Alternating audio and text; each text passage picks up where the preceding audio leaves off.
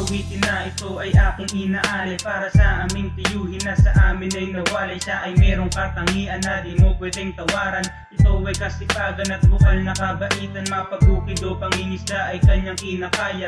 Maitawid lamang sa gutom ang kanyang pamilya. Pero dumating ang araw na hindi inaasahan, na biglang magbiro sa kanya ang kapalaran. Labis-labis na paglulok sa ang aming naranasan. Pahirap talagang mawalan ng isang sandalan. Matapos ka naming makasama ng ilang taon, ay bigla ka na lang kukunin ng ating Panginoon.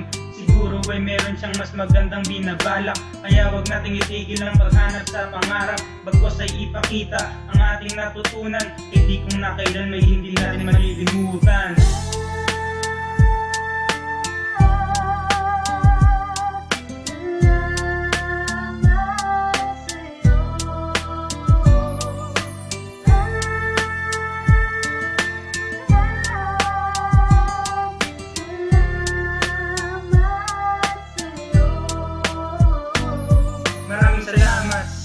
Alaalang pinagsamahan, lumipas man ang panahon ng iyong kadakilaan, ay mananatili ka pa rin sa aming puso't isipan. Narupino ti parungaw ang iyong pangalan. Sana'y masaya ka na sa piling ng Diyos at iyong maramdaman ang pag-ibig niyang lubos. Kahit wala ka na dito ay kasama ka pa rin kapag kami nagdarasal ng 1,000 panalangin.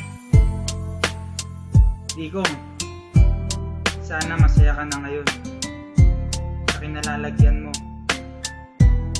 Ginawa ko tong kantang to para sa'yo, para malaman mo na maraming nagmamahal sa'yo. Rest in peace. Mananatili kang buhay sa puso naming lahat.